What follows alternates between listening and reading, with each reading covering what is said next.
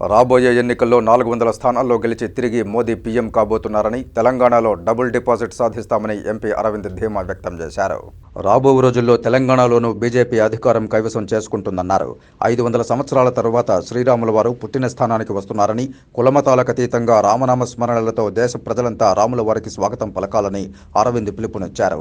శ్రీవారి దర్శనార్థం కుటుంబ సభ్యులతో కలిసి తిరుమలకు చేరుకున్న అరవింద్ వీఐపీ బ్రేక్ ప్రారంభ దర్శన సమయంలో శ్రీవారిని దర్శించుకున్నారు.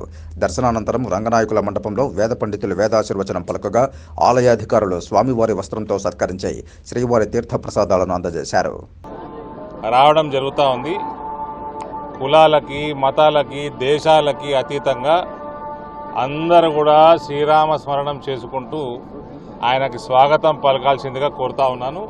రానున్న కాలంలో కూడా ప్రతి ఒక్కళ్ళు ఏ బ్యారియర్స్ లేకుండా, అంటే కులాలు, మతాలు, దేశాలు ఏ బ్యారియర్స్ లేకుండా రామరాజ్య స్థాపన కోసం అందరూ కృషి చేయాల్సిందిగా నా విజ్ఞప్తి.